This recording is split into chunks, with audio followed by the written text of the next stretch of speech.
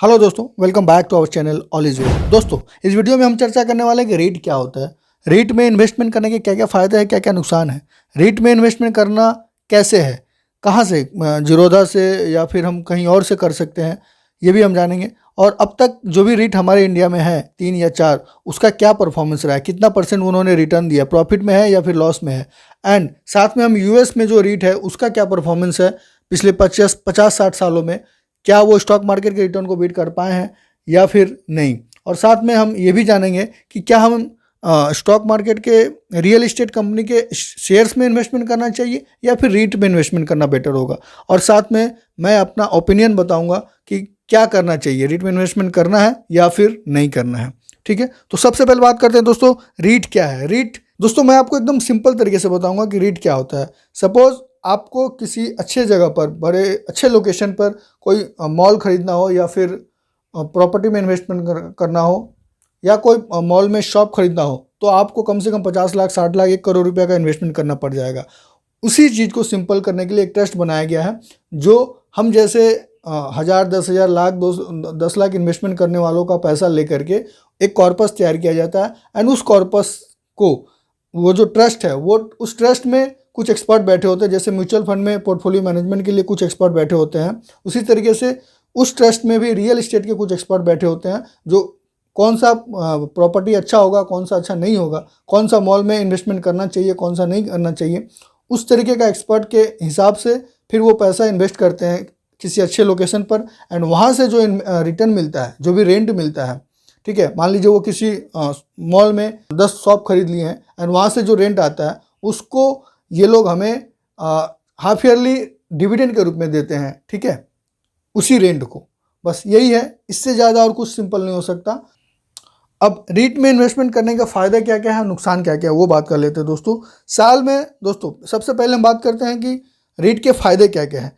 देखिए दोस्तों, साल में ये 2 बार आपको रेंट वाला इनकम डिविडेंड के रूप में मिलेगा, ये एक पहला फ़ायदा। जैसा कि आपने रीट यूनिट खरीदा है, तो अगर ट्रस्ट ने जिस प्रॉपर्टी में इन्वेस्ट किया उस प्रॉपर्टी का अगर वैल्यू बढ़ता है, दाम बढ़ता है, तो आपका रीट का भी दाम बढ़ेगा, जिससे कि आपका कैपिटल अप्रिसिएशन होगा। जैसे कि शेयर्स का दाम बढ़ता है, उसी तरीके से आपका रीट का दाम बढ़ेगा एंड आपका कैपिटल अप्रिसिएशन होगा। अपने घर बैठे बैठे आप बॉम्बे, कोलकाता, बेंगलोर, दिल्ली या कहीं भी प्रॉपर्टी में इन्वेस्ट कर सकते हैं, जो भी अच्छा प्राइम लोकेशन है। उसके लिए आपको कहीं जाना नहीं है, कोई पेपर वर्क नहीं करना है, वो आप रीट के थ्रू आसानी से हो जाता है। उससे स्टॉक एक्सचेंज में ट्रेड होने वाला चीज़ है और ये सेबी से रेगुलेटेड है, जिससे कि फ्रॉड होने का चांसेस कम हो जाता है। आप जब चाहें से तब बेच सकते हैं और जब चाहे तब इसे खरीद सकते हैं, ये एक बेनिफिट है। एंड सेफ इन्वेस्टमेंट है कंपेयर टू इक्विटी। ठीक है, ये एक मेरिट्स है जो मैंने आपको बता दिया। इसमें आपको इनकम मैंने बता दिया कि एक डिविडेंड के रूप में मिलता है और एक कैपिटल एप्रिसिएशन के रूप में मिल जाएगा। डिसएडवांटेज क्या है रीट्स के, वो मैं आपको बता देता हूँ, जो कि बहुत ज़्यादा इंपॉर्टेंट है दोस्तों। इनके जो डिविडेंड मिलते हैं, इनसे जो डिविडेंड मिलता है उस पर हमें टैक्स लगता है। ठीक है, एंड जो इसका जो रीट्स है, अगर उसे हम लोग 3 साल के अंदर बेचते हैं तो हमें 15% का कैपिटल गेन लगेगा शॉर्ट टर्म। एंड अगर 3 साल के बाद बेचते हैं तो 10% का कैपिटल गेन टैक्स लगता है। ठीक है, ग्रोथ का चांसेस थोड़ा कम हो जाता है, बिकॉज ग्रोथ का चांसेस इसलिए कम हो जाता है क्योंकि ये जो प्रॉफिट कमाते हैं उसका 90% हम जैसे इन्वेस्टर यूनिट होल्डर को ये बांट देते हैं, तो ये फिर उसी प्रॉफिट वाले पैसे को एक्सपांसन के रूप में यूज़ नहीं कर सकते, जिससे कि ग्रोथ का चांसेस थोड़ा सा कॉम्प्रोमाइज़ हो जाता है। तीसरा, low return compare to stock market, because वैसे भी इसका अगर रिस्क कम है तो रिटर्न भी कम होगा ही। ठीक है, एंड इसका जो एवरेज कैपिटल एप्रिसिएशन है वो मैं आपको बता देता हूँ। नॉर्मली 5 से 6% ईयरली देखा गया और डिविडेंड भी आपको इसमें 5 से 6% के रूप में ईयरली आपको मिलता है। ठीक है, ये एक डिसएडवांटेज जो 2-3 था वो मैंने आपको बताया, इससे ज़्यादा कुछ खास डिसएडवांटेज नहीं है। एंड रीट में इन्वेस्ट कैसे करना है वो मैं आपको बता देता हूँ। इसका सिंपल तरीका है, आप जीरोधा में जाएंगे, जीरोधा में जहाँ से आप स्टॉक्स सर्च करते हैं वहाँ पे जा कर के आपको जो भी रीट्स का नाम है, एम्बेसी है, माइंडस्पेस है, या फिर और भी जो भी 1-2 नाम है वो मैं आपको आगे बताऊंगा, उसको आपको सर्च करना है जीरोधा के सर्च बार में। एंड देन आपको वो मिल जाएगा। जैसे नॉर्मल आप इक्विटी खरीदते हैं वैसे आपको ये भी खरीद लेना है। ठीक है, दूसरा तरीका क्या है खरीदने का, आप किसी म्यूचुअल फंड के थ्रू खरीद सकते हैं, जैसे कि कोटक इंटरनेशनल रीट फंड बोल करके एक म्यूचुअल फंड है, वहाँ से भी आप खरीद सकते हैं। तीसरा, आईपीओ के थ्रू, जब ये लोग नई कंपनियाँ आती है तो आईपीओ के थ्रू ये लोग आते हैं, तो उसमें आप आईपीओ में इन्वेस्ट करके भी आप रीट में इन्वेस्ट कर सकते हैं। तो ये 3 तरीका मैंने बताया इन्वेस्ट कैसे करना है। चौथा, अब हम बात करते हैं कि अब तक का जो परफॉर्मेंस रहा है रीट का उसका क्या है। तो दोस्तों अभी अपने इंडिया में जो 3 रीट्स है उसके बारे में हम लोग बात कर लेते हैं कि ये जैसे माइंड स्पेस है, एम्बेसी है एंड एक ब्रोकफील्ड है, ठीक है। तो इस तीनों का क्या भी सिचुएशन है वो मैं दिखा देता हूँ। ये मंथली मैंने कैंडल खोल कर रखा हुआ टाइम फ्रेम में, ठीक है। तो जैसा कि आप देख सकते हैं कि ये अभी फिलहाल ये अपने लो के आसपास ट्रेड कर रहा है, 320 रुपये के करीब में माइंड स्पेस है। एम्बेसी भी है जो अपने एकदम लो के आसपास में 317 रुपये में ट्रेड कर रहा है, और ये है ब्रुकफील्ड जो कि 240, ये भी एकदम बिल्कुल अपने लो के आसपास में ही ट्रेड कर रहा है। इन्होंने कितना रिटर्न दिया है अगर उस पर देखा जाए तो मैं एक एक करके दिखाता हूँ, मैंने खोल करके रखा हुआ है। माइंड स्पेस का आप देख सकते हैं कि ये पिछले 2 साल में 1% का रिटर्न दिया, पिछले 1 साल में -3%, उसके बाद पिछला 6 महीना में 3%, 5%, ऐसे करके कोई बहुत ज़्यादा अच्छा रिटर्न नहीं दिया है। एम्बेसी का देख सकते हैं, एम्बेसी ने पिछले 2 साल में -10%, फिर 7% माइनस, एंड फिर अभी अगर पिछला 6 महीना में अच्छा परफॉर्मेंस दिया हुआ है। फिर इसका अगर देखें एक और है, फिर हम लोग ब्रुकफील्ड का देख लेते हैं। तो इसका भी आप देख सकते हैं कि इन्होंने पिछले 2 साल में 15% का लॉस दिया है, 17% का लॉस दिया है 1 साल में, फिर 6 महीने में भी इसने 11% का लॉस दिया है, और अभी फिलहाल ये फ्लैट चल रहा है।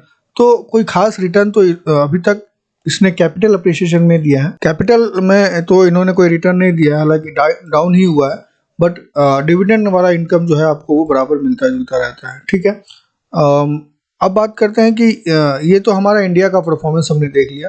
अब हम देखते हैं कि यूएस का क्या परफॉर्मेंस रहा है, ठीक है।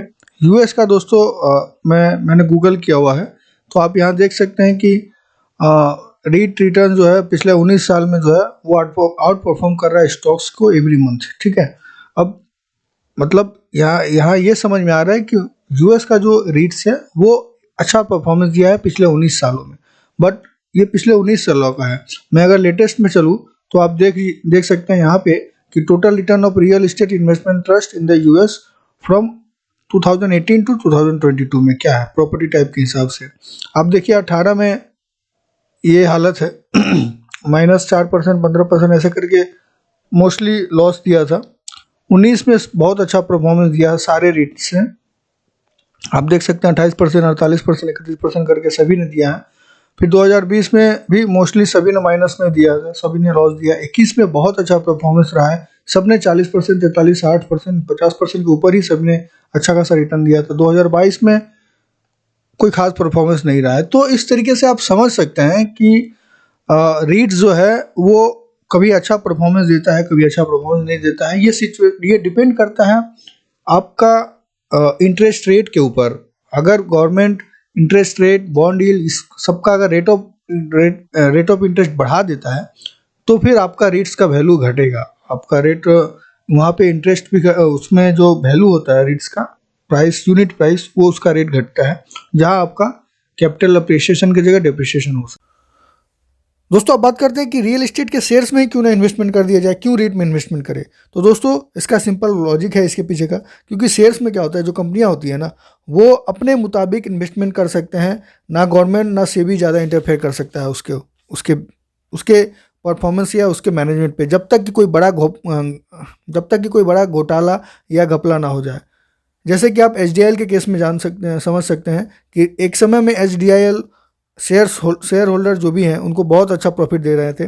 400-500 रुपये का इसका शेयर प्राइस हो चुका था, एक समय में 900 रुपया भी गया था, बट आज के समय में उसका शेयर प्राइस 3 रुपया 4 रुपया है। तो ये एक प्रॉब्लम है रियल एस्टेट कंपनियों में कि शेयर्स या तो आपको कंगाल बना सकता है या फिर आपको राजा बना सकता है, बट रीट के केस में ऐसा नहीं है। रीट के केस में क्या है कि ये वेल रेगुलेटेड है, सेबी भी रेगुलेट करता है, गवर्नमेंट भी इसको रेगुलेट करता है, और साथ में इसको डिस्क्लोजर देते रहना पड़ता है स्टॉक एक्सचेंज को, सेबी को एंड गवर्नमेंट को पीरियोडिकली, कि हम जो है इन्वेस्टमेंट कंप्लीटेड प्रोजेक्ट में ही कर रहे हैं।